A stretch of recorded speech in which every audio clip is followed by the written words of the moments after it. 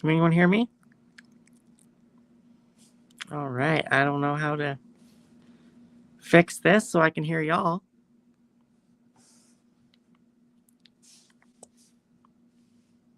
Fix this so I can hear y'all. There we go.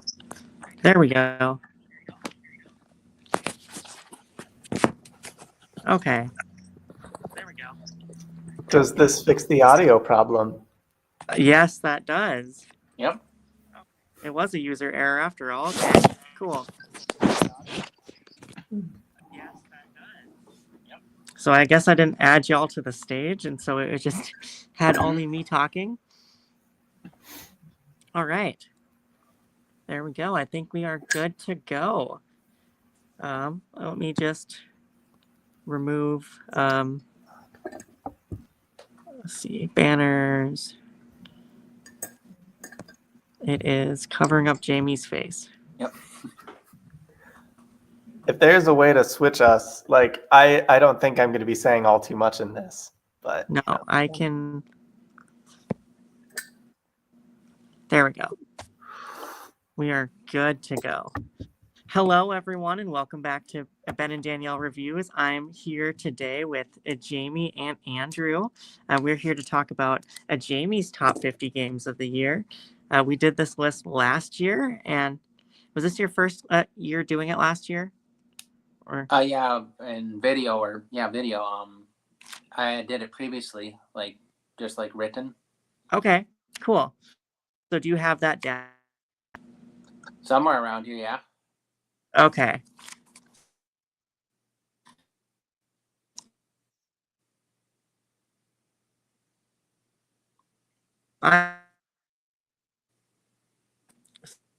First, before we get started, looks like Andrew is muted. Mm-hmm. I am muted. Don't want you to hear me drinking my tea. Okay. Yes. Okay.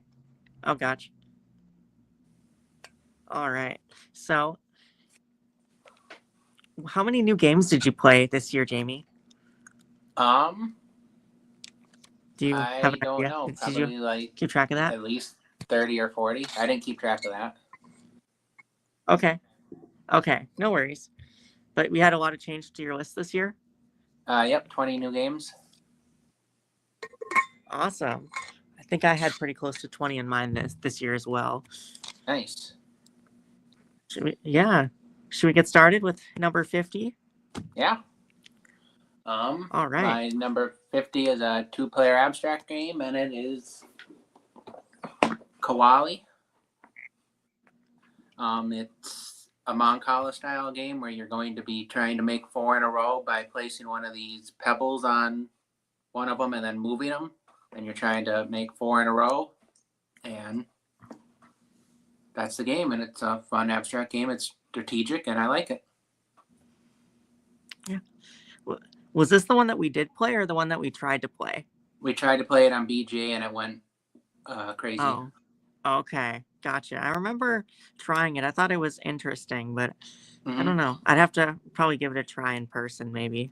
Mm-hmm.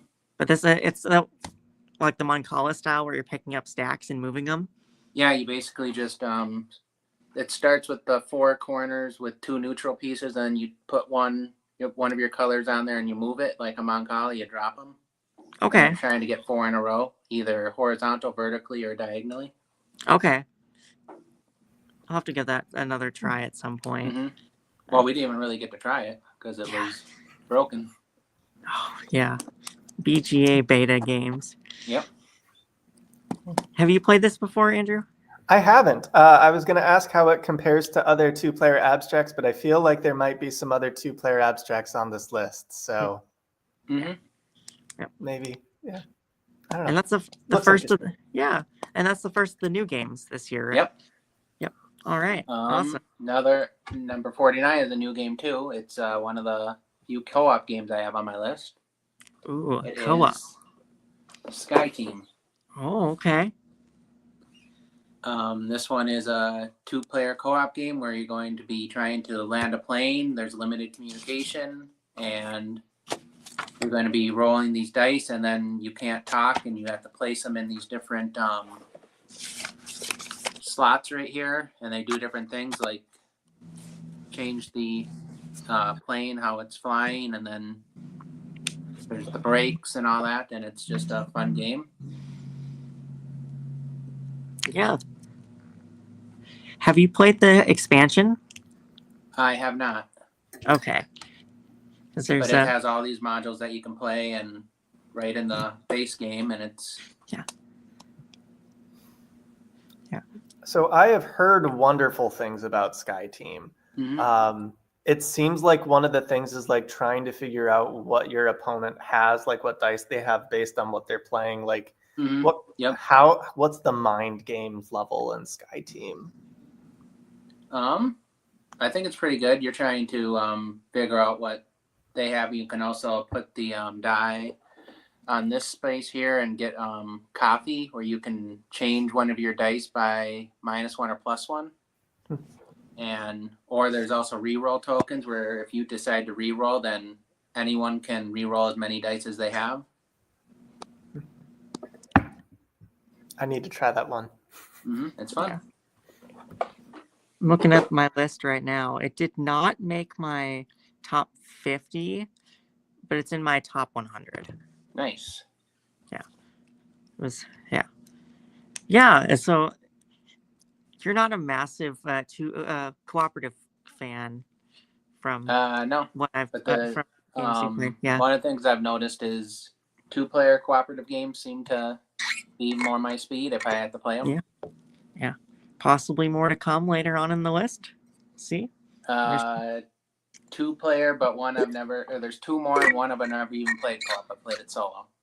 Okay. Yep. Right on. All right. My next game is a new one, but it's also a replacement of one I had. Number 48 is Corkle Cubes. I had Corkle on my list last time at 33. It worked basically the same, besides the thing you're doing in this one is you have to roll them, and then on your turn you also get 1 reroll, and you're trying to get 6 of the same color, different shape, or different shape, same color. And it works kind of like Scrabble in that way. If the line scores you points based on how many cubes are in the line. So if it's a line of like 3 right here, then it's 3 points. Very nice. So, put you on the spot a little bit. Yep. Did you play this game for the first time this year, or is this one that you've had before? I've had it for years. Okay. You've just Quirko is one of the games that got me into the hobby, and this one I think I got in like 2019. Okay. Cool. And so you've just been playing this one a little bit more lately? Okay. Right on. Andrew still hasn't played Quirkle? I actually have played Quirkle at this point, and I was pleasantly surprised by it. It's just one of those that you hear of and you're like, oh, that's just one of those mainstream games. And then you play it and you're like, that's pretty cool. So I mean, it's it's definitely just a light abstract game. Yeah. It's definitely way better than Scrabble, I think, in my opinion. For sure. All right. Perfect. Next one is another new game. Was old on my previous list, but it's new to the ones I've been doing with you. It's another game that got me into the hobby. It's Backgammon. Yeah. Backgammon is a abstract strategy 2-player game where you're going to be rolling dice and you're trying to get all your checker pieces to your home spot, and then you can get them all into the home spot once you have them all in your little section. And if they're the checkers are single, you can get your opponents and it puts them on the bar. And then they have to roll out and basically start over and try to get their piece to the home spot. Nice. Yeah, you've been playing this a lot lately. Mm-hmm. Yeah, I was wondering where this was going to be on your list. I thought it'd be a little higher just because of how much you've been playing it. Mm-hmm. Seems like you have played this like every week on BGA, at least Mhm. a couple games of it. Yep. I'm not familiar Well, with there this was one. a long time where I didn't play it at all, and then I've just Yeah. been recently playing it again, and it's been fun. Yeah. Awesome. I'll have to try it at some point. It's one of those classic board games I haven't played Mhm. yet. You haven't played backgammon. I haven't. I played Mancala. I haven't played backgammon. That's not okay. Discredits my entire list now, I'm sure. Next Alright. year it will be your number one. Yep. Hey, not to take away from Jamie's list at all, but I had no games from my top 50 stay in the same place. Mhm. I think I have 4 if I counted correctly. Yeah. So my list has got some changes to it for sure. Mhm. All right. Now back to Jamie. My number 46 was my 28 last time, and it used to be my number 1 on old lists is Five Tribes. Hmm. And it's another Mancala style game where you're going to be moving these meeples onto these different things, and whatever one you land on, you get to do the ability of that square. And also, if you clear that space, you get to claim it with a camel, and you get the points on there. And then there's also these Jin cards that have different powers that allow you to do different things.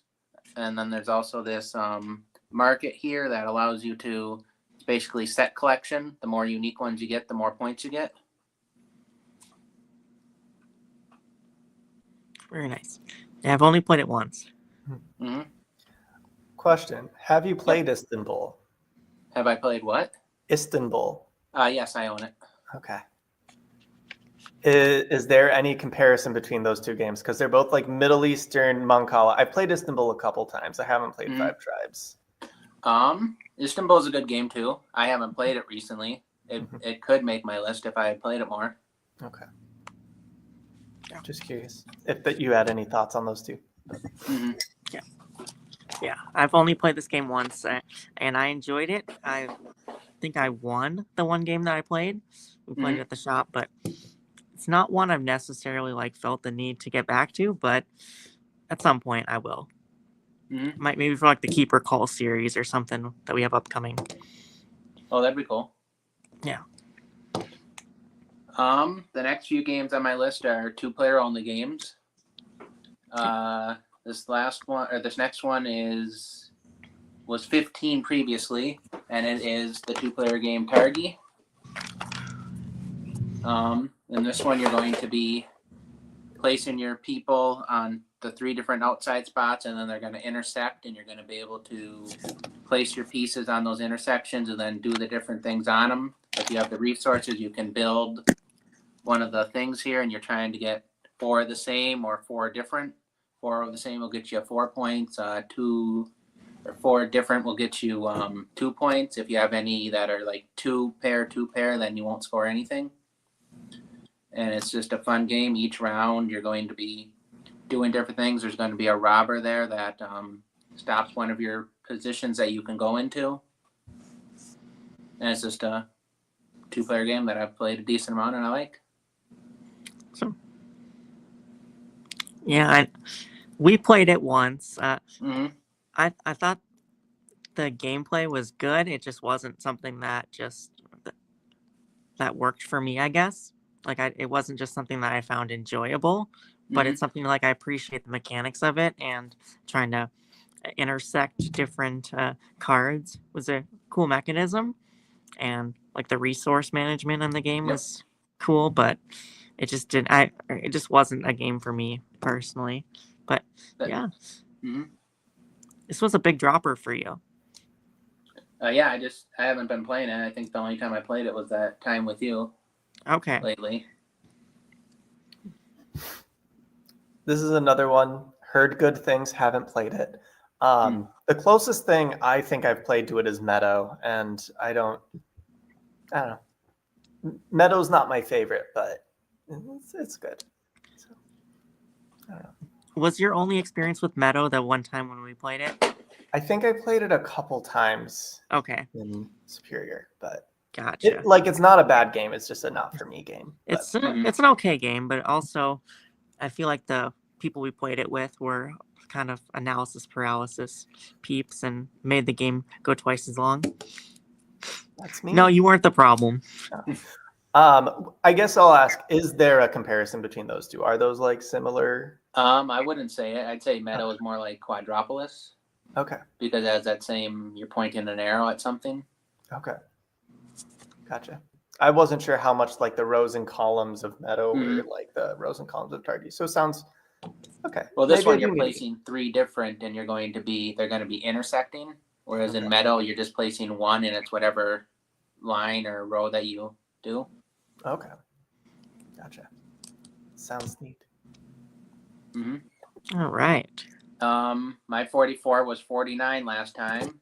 It's another 2-player game, and it's Asante. This one's basically market game where you're going to be buying resources and then selling them, trying to get profit. You're trying to get 60 coins first, and then there's all these cards with different powers that do different things. It's just a fun game that I like to play, and it's just when I played. I used to play it a decent amount. Now I don't play it as much anymore, so it might fall off the list eventually. But It's hanging on though. mm-hmm. Yeah. So this is your Rudiger Dorn game of choice. What other games has he done? The Istanbul was Istanbul, another. yep. Yeah, I like that one. We just talked about Istanbul. Yeah. Mhm. So this is your Yeah, this is a game that's not available right now, unfortunately. Nope, it's not. But you have this version. I know there's the Jambo, which is Yep. version. Yeah, I don't know what the difference is. Me neither. I think you can mix them. I'm not 100% sure. I want to get a copy of that, but it's hard to find. Yeah, they're both hard to find. I've thought Yep. about getting a copy at one point. There was used copies. Yeah, let's play this sometime. Yeah, I can bring it. Okay, cool. We'll do a shameless board game plug at the end here. We're talking about board games and such. All right. Okay, my next game is a new game to the list. It is another 2-player game. It's Nagaraja. In this one, you're going to be exploring this temple, trying to reveal these different artifacts. You're trying to, I think it's 25 points you're trying to get to. But then there's also the 6-point ones are basically curse amulets. If you get 3 of those at any time, you lose. And there's also cards that do different things. Like you have to be careful because some of them can let you look at your opponents, and you can also switch your opponent's different amulets. So you can win by getting 25 points, or you could try to make your opponent get those 3 cursed amulets. Okay. So, does it play in the 30 minutes that the box says? I think it's pretty quick, yeah. Okay. Basically, cool. a round is you place a tile in the middle, and then you're going to be playing cards to roll these stick things, and depending on what cards you play is what sticks you're going to roll, and then whoever has the most pips on that is going to win that. And then there's cards that can let you get more, have your player or your opponent re-roll them and stuff. Okay. Cool. And so I'm seeing this, and it gives me vibes of another game, but I'm pretty sure it's on your list, so I'm not going to mention it. Okay. It's another 2-player game. Mm-hmm.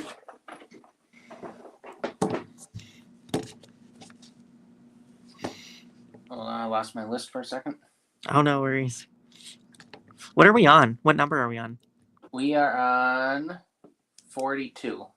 Okay, cool. So I am not losing track here. All right, cool. My 42 is another new one, but it was also I had a different version on my list at number 35. It is my second co-op game, and it is Codenames Duet. Nice.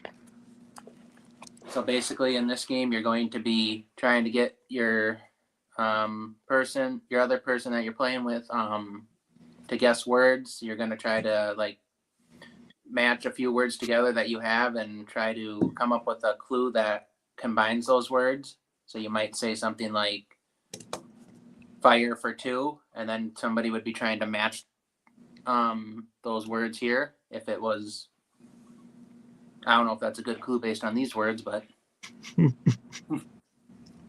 Yeah. So we had a conversation about this this game earlier too. Was it a couple days ago or so? Mhm. Yeah. We talked about this versus the base code names and what Mhm. like how they rank on the list and stuff. So you put this? Did you put this on the list instead of code names?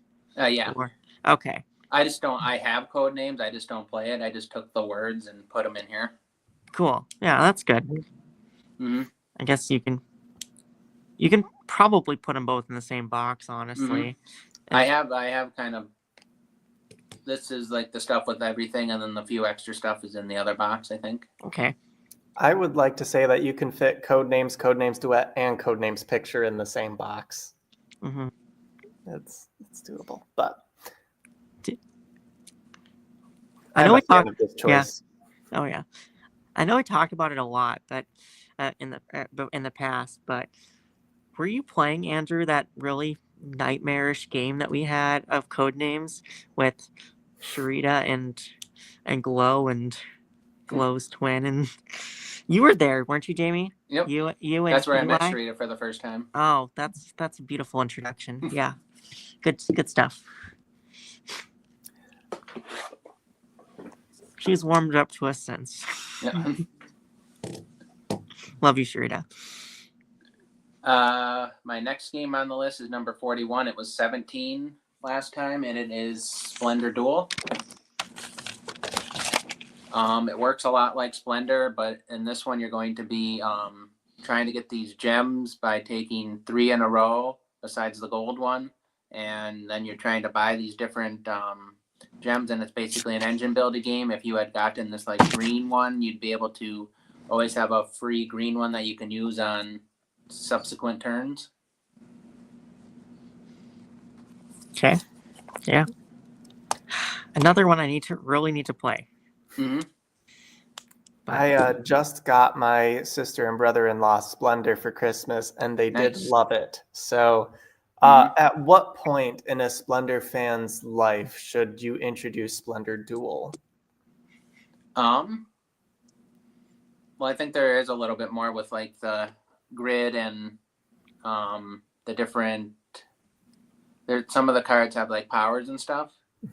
So I think if they've played Splendor a lot, they could eventually get to that. Okay. It shouldn't be too hard. It's not that hard of a game. Okay. Awesome. That's their next Christmas present. They just don't know it yet. All right. Sounds good. Yeah. So Splendor Duel.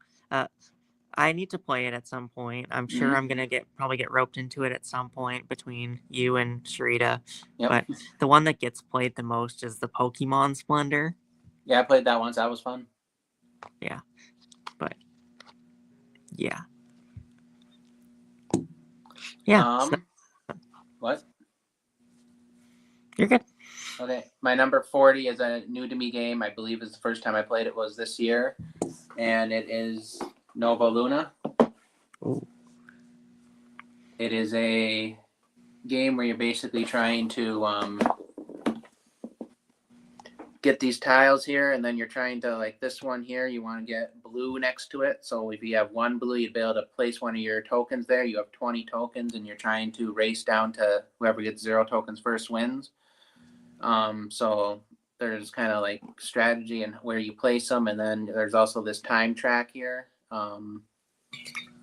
Where if you are behind, you get to keep going. So if you were like here and you only had like 3, you'd go 3 and then you'd get to go again. So there's strategy of what tiles you take. And it's also very puzzly, and it's just one that I like.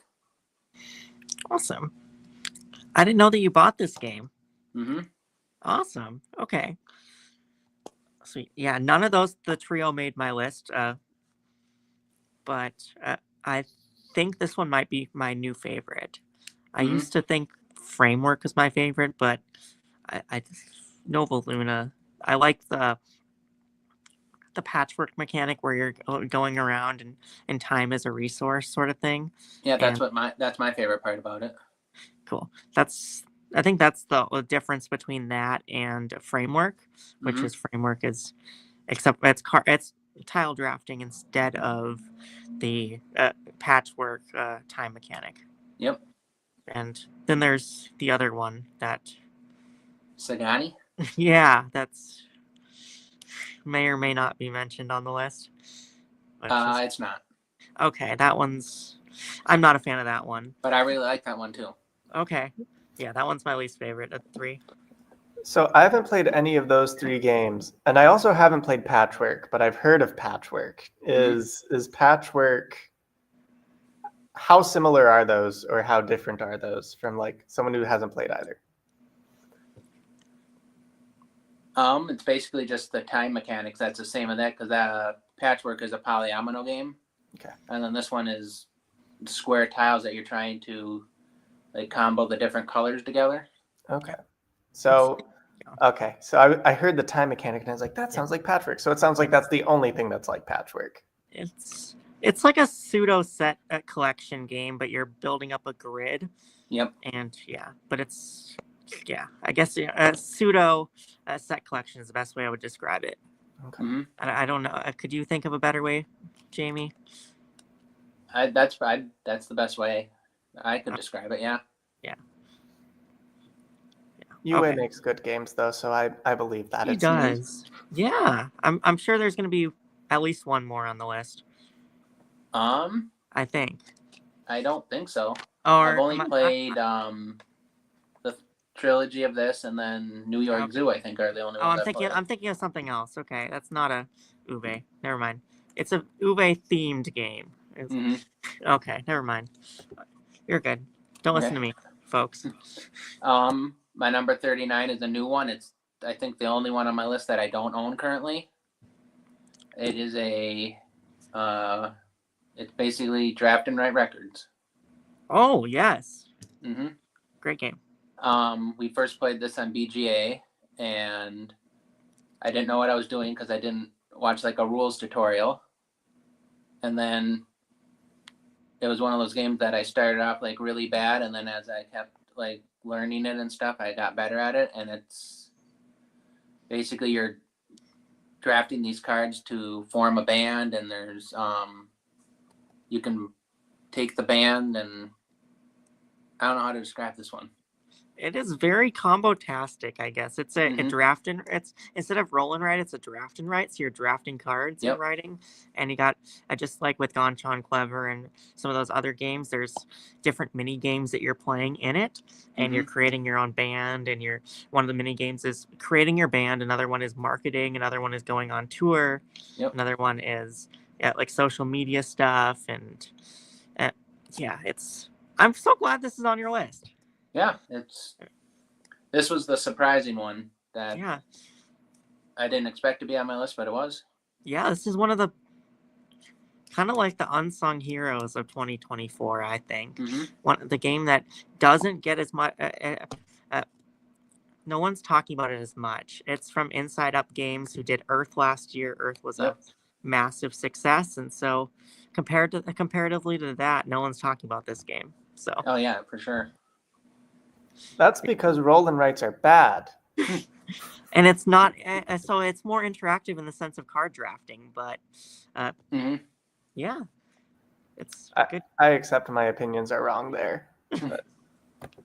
Hey, I still have sound bites of Sharita ripping into you about your opinions on roll and writes, but hey, you like a little bit more player interaction, I guess, in your game, so it's all right though. That's a good pick. I agree with that pick, and we will definitely talk about it more in a future video from either me or Sharita. One of us is probably my number 38 was 21 last time, and it is Spellback 2 players. It's another Bruna Cathala game. I've had a few on the list, and basically you're trying to move this Ankh and then whatever way it's facing, you are taking the tile. You can take one of those tiles in that row. If you take the first one, it's free. If you go to like this coal one, you have to put this one on the corruption, and you don't want corruption because for every 3 you have at the end of the game, your opponent gets to draw from this bag and draw these victory point chips, basically. And it's set collection. You're trying to collect the different sets by getting these tiles, and then there's these scarabs that'll multiply the number of tiles times the number of scarabs you have. And it's just been a fun one that I've been playing, and yeah. Awesome. Yeah, I need to play this still. Mhm. I know what we said last year when it was on your list that I'll get to it, but we'll get to it. Yeah. It's on BGA though, so that maybe that's actually the way to go. Yeah, that'd be fun. Okay, cool. I'll have to try this out. I like a lot of Bruno Catala's games, so Mhm. I might like this one, He's one of my Even- favorite designers. even if it is 2 players. Yep. 2 player only. All right, cool. My Right. number 37 was 45 last year, and it is Dragon Castle. In Dragon Castle, you're going to basically be taking from the top row here and then taking one of the next rows as long as it has a side clear, and you're going to be trying to make or match the different colors together. Once you get 4 or more, you basically consolidate, and depending on the number of tiles in that consolidation is how many points you get. And then you can also start stacking on top like this, and then putting these shrines on here. If it's on the first row, it's 1 point. If it's on the third section, it's going to be 3 points. And then there's also these dragon cards and special power cards that change up the game every time. And it's just been a fun one. And you play this 2 players? Mostly, yep. Most of Okay. the games I play 2 players, Okay, cool. but it can go up to 4, I think. Yeah. Because this is another one that's on BGA that I should probably try at least once, but I haven't. Yeah, we can All try right. it. Okay, cool. This game seems like it has a pretty good table presence. Is that true? It does. Each game you can either make your own, or there's a pre-selected, or there's ones in the book that show you how to lay it out.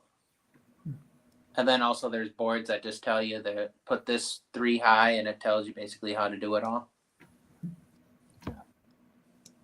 Yeah. So far, you haven't had any picks that I could really like rip into. So Yep. I don't know what that necessarily means for that, but well, yeah. We'll see. All right. My next one is a new to me game. It is a solo only game, and it is called Under Falling Skies. It's kind of like Space Invaders. You're going to have these ships be coming down, and you're going to be placing these. You're going to roll these dice and then place them on the different spots here. And some of them, like the ship ones, are going to be able to shoot them down if you have the right number. So you'll need a certain number for that one, whatever number that is. I can't see it. And then you're going to be getting energy, which allows you to spend it and do different things. If a ship ever gets down there, you lose a damage thing. And if you ever get to the bottom, you lose. And then this mothership is going to be going down each time. And you're also trying to get this research track all the way up to the top to win. And it's also got a lot of modules. It has a campaign, which I haven't started yet, but I want to. All right.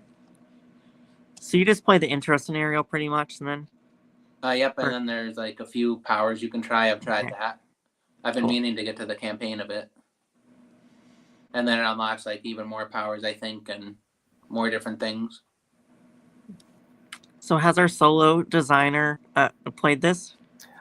I don't know if that's referring to me or not, but yes. I have not played that. But I did want to just share that. Speaking of Board Game Geek design contests, this was the winner of the 2019 9-card solo contest on Board Game Geek. So it came from the indie design community, Nice. which means I should play it at some point. Mm-hmm. But Well, I own this game and I haven't played it. And with solo games, that means there's no one to blame but myself for that. But it's kind of just me, I don't know, making fun of myself, I guess. But yeah, it's one I've owned for a while and wanted to try at some point, but haven't. And Mhm. yeah, maybe when I move and set up my table at the new house and stuff, I can play more solo games. Yeah. Cool. My 35 was 26 last year, and it is Welcome to the Moon. All right. It is basically a sequel to the original Welcome to and Welcome to Vegas or whatever that one's called. You're going to be getting these 8 different maps that you can play on. There's kind of like the intro map, and basically what you're going to be doing is picking one of these numbers and then the symbol next to it, and they do different things. And this one is basically you're trying to fly to the moon, and you're going to be cutting them off. So like if you cut it off here, you can make like a 1 to 15 here, and then you can do another 1 to 15. And as you keep cutting them off, you can keep making that, and then you're scoring in different ways. You're trying to circle these ones to be able to times it, and then you have to get these robots to be able to even score that. Nice. Yeah, so Welcome to Your Perfect Home is one of my all-time favorite games, and like just period, like not even in the genre, just one of my all-time favorite games. Yep. And this game just seems like 8 times that game. And I don't know why I haven't played it yet, but like I mean last year what I referred to it with this game was just the price of it, but I mean, come on, if it's one of my all-time favorite games, it should be worth giving a try to this version, but I don't know. I should. Yeah, And the then, original Welcome to is a really good game too. I just haven't played it that much, besides the few times I've played it with you.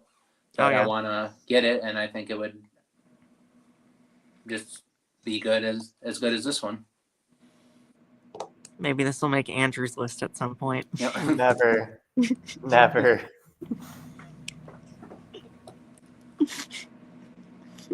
All right. My number 34 was 25. It's another 2-player only game, and it is called Botanic. It is a tile laying game where you're basically going to have this thing in the middle and then 3 tiles to draft from, and then on your turn you draft a tile, and then your opponent drafts, and then you draft again, and then it swaps, and then you're trying to get these different colors to match. If you can get 3 or more, they can start scoring. These flowers here will give you multiple points if you're able to connect it, but it also stops one of the ends. And it's just a puzzly 2-player game that is fun. Yeah. So when we talked about Rogers of the Ganges, and there was a game that I wanted that reminded me of it, that's this game. Oh, really? Yeah. So I mean, just the look of the back of it reminded me of that. I guess. But yeah, I played this game once, and it wasn't for me. But oh, really? No, I just didn't enjoy it too much. But Okay. It's all right. Okay.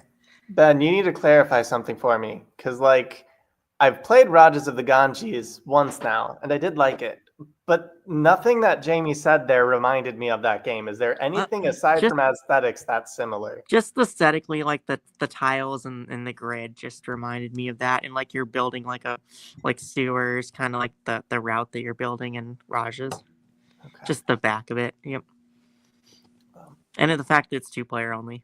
But I'm not saying that necessarily the games are exactly similar, but yeah. But yeah. What? You can go. Yeah, Botnik wasn't for me, but hey, that's glad you like it. Yeah. My number 33 is another new to me game, and it is called Far Away. It is a game where you're basically going to be scoring in reverse. So you're going to be playing these cards, and then from left to right, and then you're going to be scoring right to left at the end. And if you get So there's 44 here. If you play a higher number than that, there's these, I think they're called sanctuary cards that you can draw from that have some symbols that you're going to need to be able to do them. And there's also color ones. And it's just a really fun, thinky little card game that's good. Yeah. So we've been playing this a lot lately. Mm-hmm. And we played the expansion. Do you Mm-hmm. feel like the expansion adds to your enjoyment of the game? Oh. I've only played the expansion on BGA. I didn't really even notice it was there really once you add it in, because it's just kind of like more of the same cards. There's some harder ones that are like harder to score, but they give you even more points. But then there's also, I think, a few more resource cards that help even that out. Okay. Has Andrew played this? So I haven't. I it's bad to mention other reviewers on review things. So like I think I heard Shut Up and Sit Down talk about it, and it sounded really intriguing. It sounded also like the scoring backwards is a little bit of a brain burner. How much of a brain like is that as weird as it sounds? For me, it wasn't, but I think for some people it might trip them up. Okay. Yeah, I would agree. For me, I just kind of, I guess, got it, but I know, I think I've heard other people struggle with it. Yeah, I think for me, I would agree with Jamie. I just think you just have to plan for it. Just know that it's there. So just you know what you're having, but ahead of time, like it's not something where you put it face down and then it just stays face down. And you have to try and remember what's happening. You can reference what you played previously, so you know what resources you need to play. Yep. So it's basically the same thing as scoring it the other way, except for you're scoring it backwards and just have to plan for things. Certain things will score, certain things won't score. Yeah. Basically, how I look at it is I'm going to have my few scoring cards in the beginning, and then I'm just going to be focusing on trying to get like the resources and stuff for them throughout the rest. Because some of them have scoring things, but I'm never going to get the resources for them. So I just put those ones towards the end. I'm just trying to get my other ones to score that are towards the end. Yeah. I'm curious what you would think of this game, Andrew. I've heard a lot of it. Like, aside from what I said there, like it's been making the rounds. Like it's hit the hotness on Board Game Geek, I think, a few times. So It's not in my top 100, but it's like it's a game that I appreciate the mechanics of it. If it's not like a game that's one of my all-time favorites, I'll still play it with anyone. I still want people to try it because I know this is a game for a lot of people.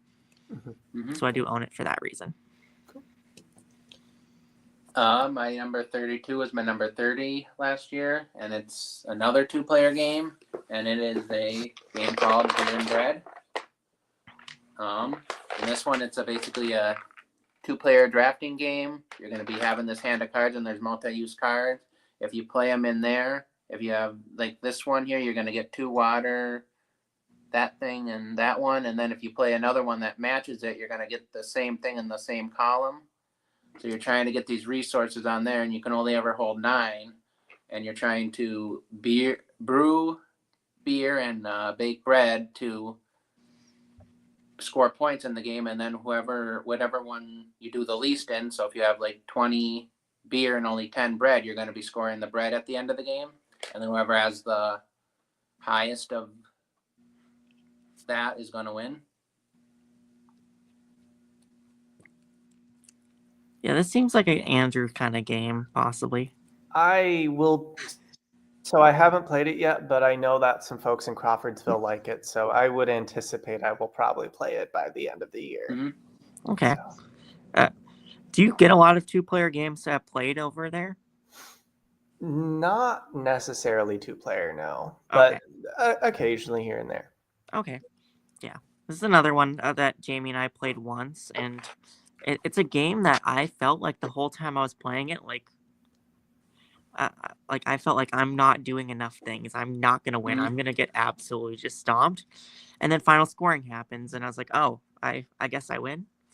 I don't know how I won, but I won. And I Is don't I was know. that a having UA trouble with game? the What? VGA Okay. implementation of it. It just felt like a little like small in some of the Okay. spots and stuff. Sure. Because I had But played the game multiple times. I knew the rules, but I was still kind of struggling with just yeah, how it was implemented a little bit. But that yeah, might have just been me too. no. And that's not a knock on you or anything. It's more so Mm-hmm. like I felt like I wasn't doing like I wasn't doing what I needed to do to win. I was playing super like sloppy, but I didn't really Mm-hmm. I knew what I was doing, but I just like understood how to play. I just wasn't good at it. Mm-hmm. Like I still don't think I'm good at this game, but somehow I won. And it's not it's a I don't know if it's a great feeling, like when you feel like, hey, I'm not doing well, and then Mm-hmm. and then final scoring happens, like, oh, you won. It's like, how did I win? Yeah. I don't know. I like to like when I win. I like to feel like, oh, I might have actually had a chance to win, not like, oh, Mm-hmm. you just ended up, yeah. But yeah, if I would try it again. It just, yeah, I think it's the kind of game I'd rather play it in person, at least sure, from what yeah, I experienced with that implementation. At least at the time, I think it's still in beta. sure, and and that's Scott Alms who does a lot of the Tiny Epic games, Mm-hmm. which is kind of just a bigger version of a Tiny Epic game. It's Mm-hmm. like Tiny Epic Uwe Rosenberg. Yeah. But yeah, it's mechanically it's a good game. I just Mm-hmm. don't know if it's a Ben kind of game. I feel like it now needs to be rebranded as Tiny Epic Uwe Rosenberg. Like, someone needs to pay you money and do that. Yeah. Right? Capstone, what are you doing? They have published Uwe games. All right. Okay, my number 31 is a new to me game. It's huge box here. Planet Unknown. Oh,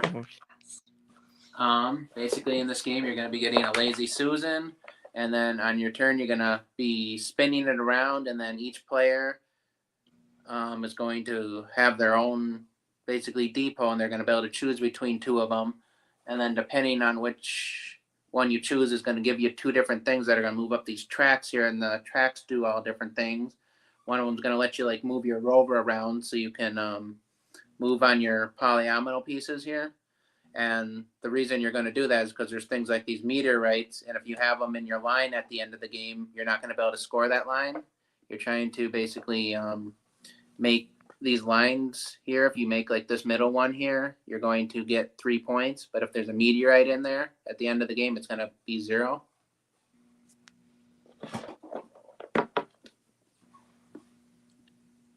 yeah. So, Andrew, have you played this big I game? haven't. I get so here's my question.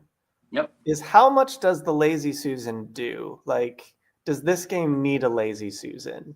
I'd say yeah, because on your turn you're going to be spinning it around, and then whatever side you choose is going to be, you get to choose between the two shapes that is in your depot, and then that also picks the opponent's one. So every turn you're going to be getting something, even on your opponent's turns,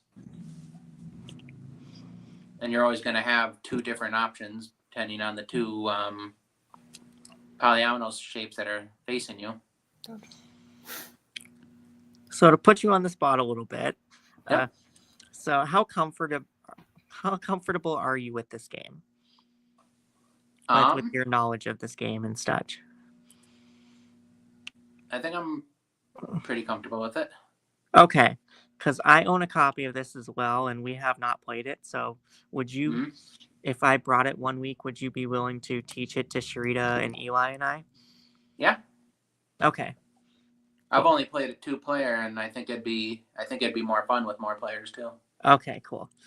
Because I know this game plays up to 6, but I don't feel like Mm-hmm. 6 is the way to go to start. Not to start, no. Okay. Because I feel like that would be kind of more of like another Isle of Cats situation where it Yep. goes on for way, way longer. Mm-hmm. Which, yep. Cool. All right. My number 30 was my number 39 last year, and it is Whistle Mountain. And this one, you're going to be basically purchasing these scaffolding tiles, which are basically polyomino tiles. You're going to be placing them on this grid here, and then you're also going to be placing these airship things on the map here and getting the different resources that it's next to. You can also create worker placement spots, basically, that allow you to get resources, points, or then some of them have special abilities. And it's basically you're creating the board as it goes, and it's just a really cool game. Cool. Yeah, so have you played Whistle Stop? No. Okay. Have you? I have not, no. So Bezier Games, it's a company where their games, I'm either usually really high on them or just absolutely despise them. I don't know what it is, but there's like it's just really hit or miss with me. For there's some games that I've wanted to try, but just something about Bezier Games just makes me. I just don't play too many. But hey, Bezier Games, if you're watching this, send us some games to check out.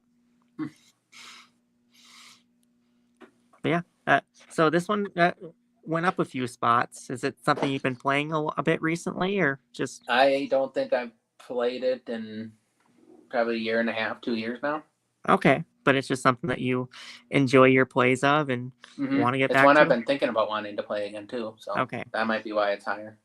Is that a multiplayer one for you? Or is that a solo thing? Multiplayer, 2-player. Okay, right on. Well, if you ever feel like bringing it, we'll give it a try. But I don't know if it'd be, at least how I feel about it, I don't know if it'd be a good like 4-player game to learn, because it might go on a little long for that.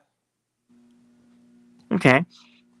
Yeah, I know it's a lengthier game, and it might not be something that Eli might be down for, but it might be a us and Sharita, or if Andrew's back in town, something like that.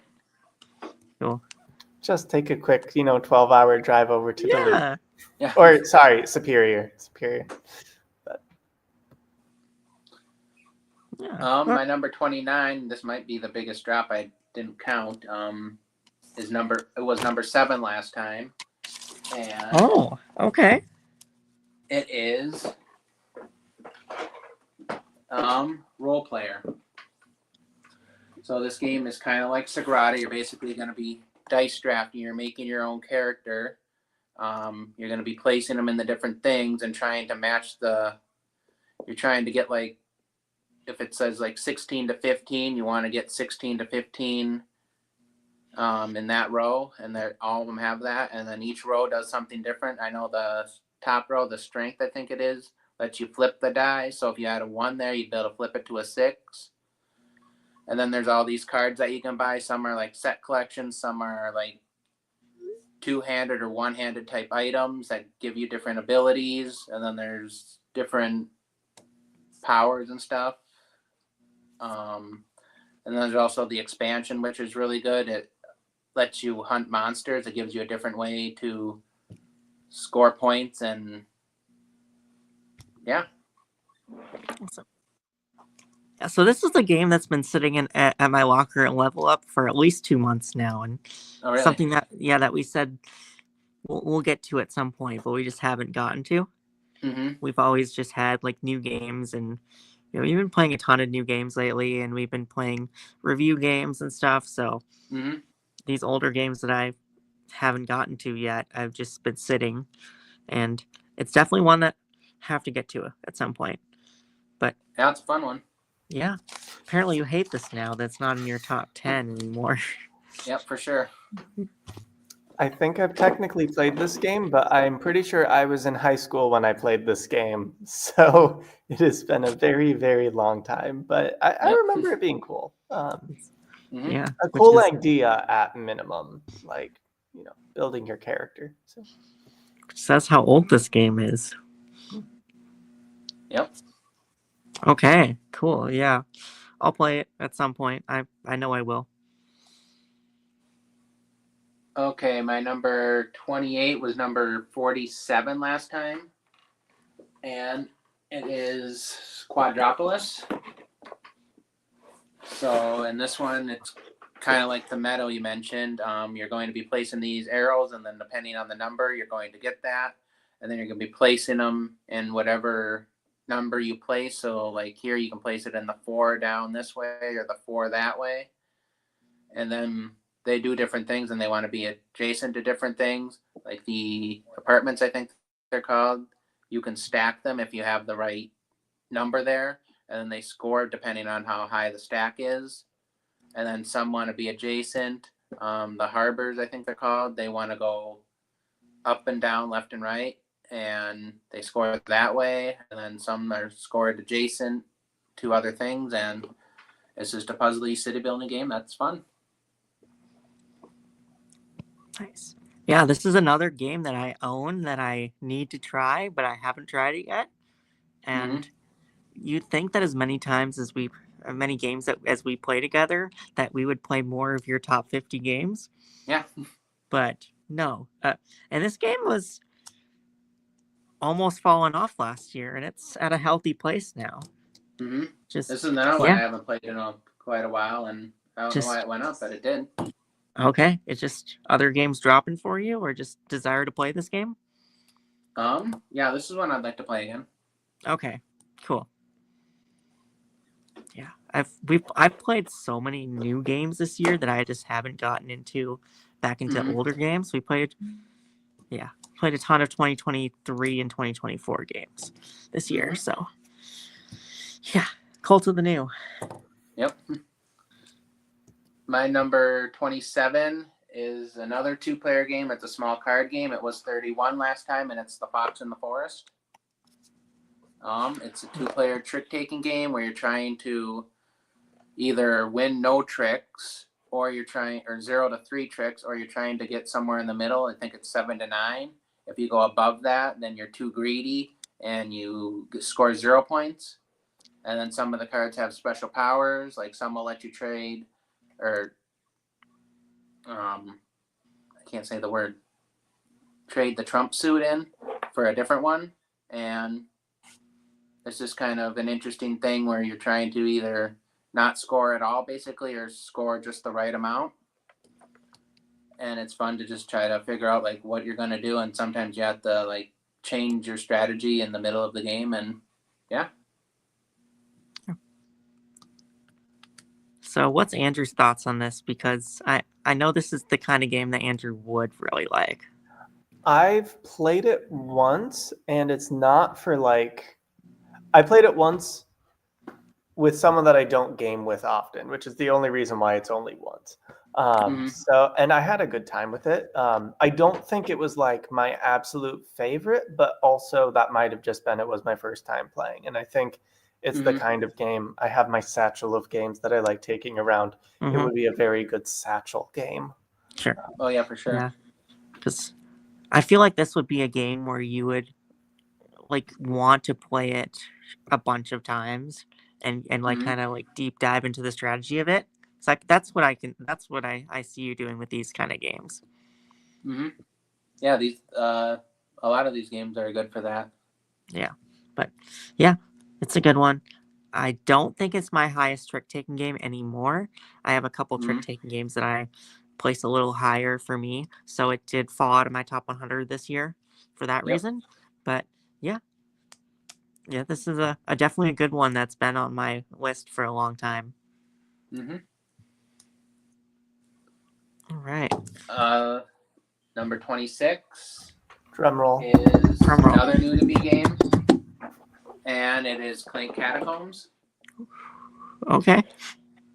So it takes the basic idea of Clank, but then it adds this board that you're going to be placing these tiles instead of having the same board every time. And you're trying to get artifacts, and then there's these cards that you're going to be deck building with to be able to let you do different things. You get Clank, which is bad. If you draw that from the bag, basically you take a damage, I believe. And then once somebody gets an artifact, they can keep going or they can go back up, and then that's basically triggering the end of the game. And there's going to be basically escalating tension until either you get out of it or you get to one of the, I think it is purple tiles. If you do that, basically you get knocked out and you're safe, but you still score points. If you're still stuck in like the blue area at the end of the game, you score 0 points. So you're trying to get in and then get out eventually. Yeah. We almost played Clank before I left. Yeah, it seemed like leading up to you leaving, it seemed like every time like we talked, our conversation would be like, we should play Clank. And then the other person would be like, yeah, we should play Clank. We should learn how to play Clank and play Clank. And Clank never got played. But Nope. we've had it in our hand probably a couple dozen times. Not exaggerating. But yeah. So this is your Clank of choice? It's the only one I played so far. Okay. But I'm really interested in the Clank Acquisitions Incorporated one. Yep, same here. The Legacy. But Mm-hmm. yeah. That might be something I work into at some point. Yeah. Yeah. One day I will Clank. Yep. One of these days. Mm-hmm. And that is the first half of your top 50. Yep. So we got a lot of new ones in this section. So, so the top half of it's gonna probably have a lot of your returning games, I'm assuming. Mm-hmm. All right. My top 10 is probably pretty predictable. There's I think 1 or 2 new ones, but there's still some new ones too. Okay. I'm gonna have to make a list tonight or tomorrow and do a list of what I think your top 10 is. Okay. But I think I can get at least 6 of them. I think you probably can, yeah. Okay, cool. All right. Yeah, so thank you everyone for tuning in to Jamie's Top 50. We're going to be back on Thursday night for the second half of this list. So check that out if you can. And thank you all for watching. And thank you, Andrew, for joining in. Hopefully we'll have you back on Thursday if you're available. If not, well, that's all right. Yeah. And thank you everyone for watching. Have a great one. Bye.